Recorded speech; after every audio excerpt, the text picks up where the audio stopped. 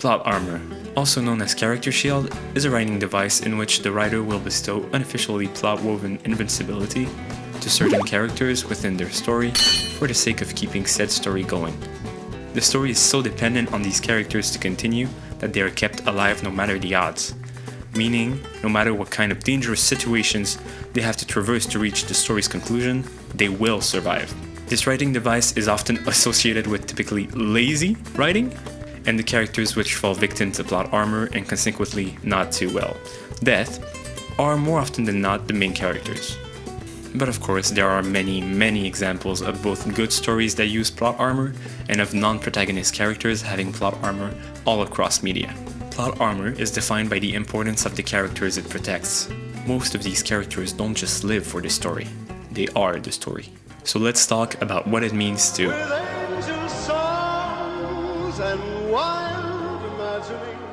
what happens when an important character gets killed off on a TV show?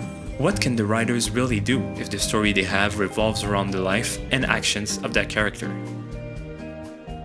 Change the direction of the story? Stagnate? Drink Dr. Pepper? Or bring them back? Writing a good story is a heavy burden, and death can be a great tool of dramatization.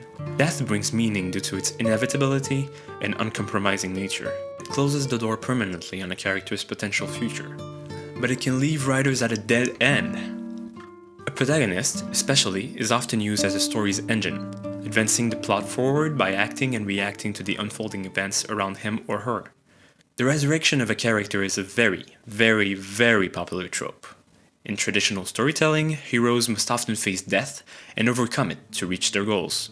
Although it's usually meant in a figurative sense, as in closely avoiding death or putting their lives at risk, overcoming death in the literal sense by coming back from it can enhance the dramatic quality of the hero's encounter with the Grim Reaper significantly. But incredible feats often require incredible power, unnatural power, bestowed on puny humans by higher beings. The lucky few who find themselves bestowed with such gifts are referred to as... Matrix is my favorite movie of all time. I watch it in sickness and in health, when I'm bored and when I'm not. I vow to watch it until death do us part, or until they make a better sequel. It is an absolutely wonderful movie for so many reasons. Where do I begin? There's so much to say about it, so where do I begin? I really want to make a video entirely dedicated to The Matrix soon, but for today, let's begin with the end. Spoilers ahead, and a neck, and a leg. I have a lot of spoiled body parts. Neo dies and becomes the One. Or is the One, or always was the One, or... fuck it.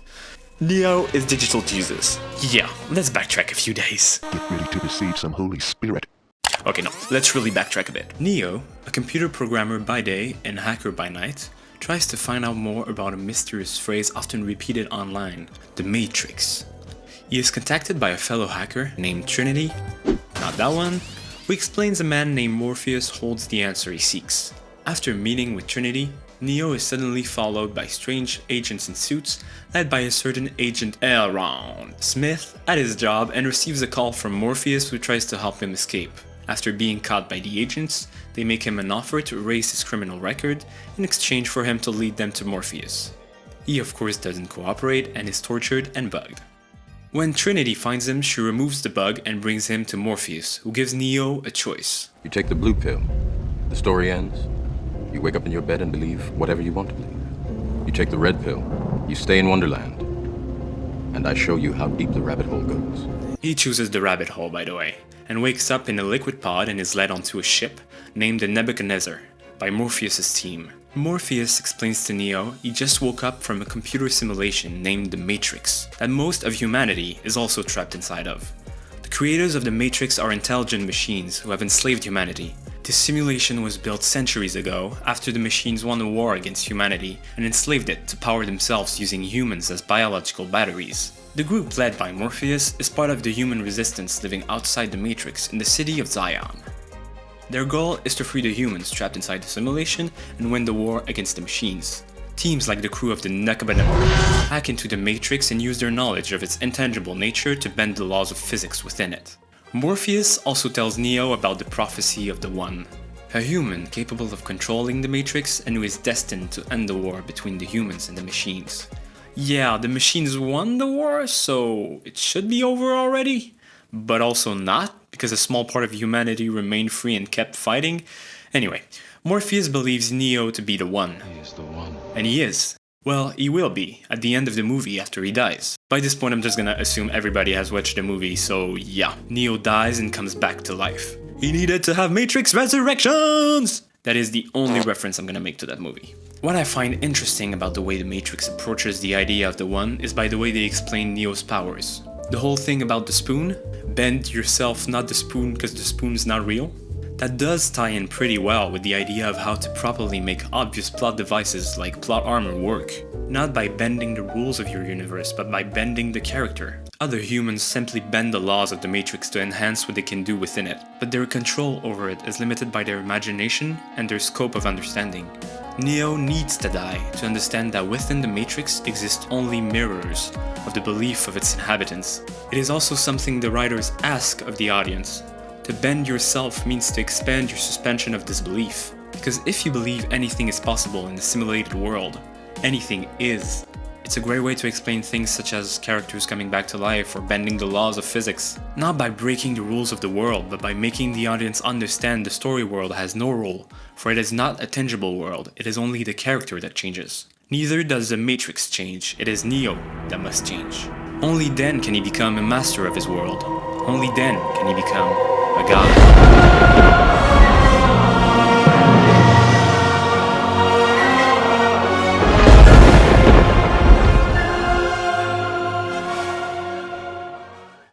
A Deus Ex Machina is a plot device which often works hand in hand with plot armor. Coming back to the ancient Greek tragedies, like Euripides' Medea, Deus Ex Machina referred to the usage of gods during a play as characters which would be lowered down by a machine to the stage to come save the hero or heroine from an impasse in their journey. If noticed, Deus Ex Machina, like most plot devices, can pull you out of the story. It feels strange to suddenly feel yourself be pulled outside the realm which you were beginning to immerse yourself in, even if it does bring some awe. Spoiler warning for Supernatural. In the WB American TV series Supernatural, we are introduced to two brothers, Sam and Dean Winchester, which are both great examples of a plot-armored character. The show initially follows the two brothers on their simple quest to find their missing father, a quest on which they also pursue their family business of saving people. They do this by hunting a plethora of mythological and folklore monsters on a seemingly never-ending physical and thematic road trip. Hence their motto, saving people, hunting things. The family business. What a great line. But the show does get a little bit more complicated from there.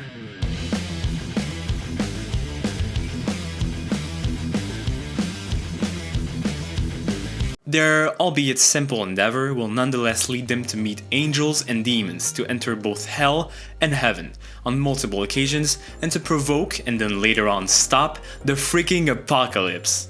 I love this show. I've watched it, and especially its first 5 seasons, over and over again. But without context, I've got to admit, it just sounds absolutely freaking ridiculous. Sam and Dean, who are seemingly normal human beings with just some good training, face more and more stupidly powerful entities and manage to somehow kill or contain each and every single one of them. These two brothers will die and die again and keep coming back to life. They are two of the most dangerous and underestimated beings in their universe. It shouldn't make sense, it shouldn't work, but it does. Because the show's narrative not only lives off these characters' lives, but it also lives off their death. What if the invincibility of our character is part of the show narrative? Because each and every time one of these two dies, it has a narrative purpose. It will advance the story. In the Supernatural universe, death is not the end. Death is a journey, or a means to an end. The writers have somehow managed to make most of their plot devices have in-universe purposes. And the show makes it very clear to its audience that the importance of its main characters is a part of the world they've built. Sam and Dean Winchester both have very significant chosen destinies. They have to exist and survive until the end. Because the god of their universe, formerly known as Chuck, which they end up meeting by the way, has written it so. You see, Chuck is a writer, and Sam and Dean are the main characters of his story. All other powerful characters serve as pawns or in-universe plot devices. They are the representation of Chuck's will. On paper, it's a cheap idea to literally illustrate the writer's intentions in the form of a god character, or in other words, to self-insert. But in Supernatural, everything is off the top crazy, and just meeting God and finding out they have a literal divine plot armor just feels very appropriate for the Supernatural boys, in my opinion. Especially considering the love this show has for meta-narratives and destinies. The best examples of that idea is found in the episode Dark Side of the Moon, in which the boys get murdered by fellow hunters and ascend to heaven, where they have to escape their own personal piece of heaven to find Joshua, the only angel God speaks to. As the episode goes on, they learn this isn't their first time here. They have died countless times and have been brought back to life because of their importance in the coming apocalypse. They also spend the episode being chased by Zachariah. I don't like Zachariah. And in this episode, Zachariah tries to force Dean to accept his destiny as the Archangel Michael's vessel. It's a very important episode because the boys find out they have been saved from death their whole lives just to fulfill their destinies. Because without them, the world cannot follow its intended narrative, God's plan. But the Winchesters strive for free will. They fight against their destinies and stop the apocalypse. They ultimately also manage to stop God. But more on that in another video.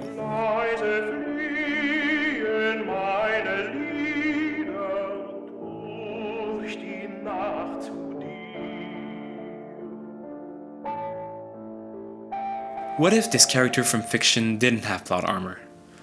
This question is what brought me to write this video. What if Luke Skywalker didn't have plot armor in New Hope? Yes, he did. What if Batman didn't have plot armor in pretty much every Justice League fight he's ever participated in? Or most game characters? In the game, you respawn to continue playing, to continue the narrative. The plot will not advance without your action in most games. When we consume stories, we are often asked to suspend our disbelief, to accept that this is not reality and that this is a game of pretend. A game the creators of our beloved media ask us to play.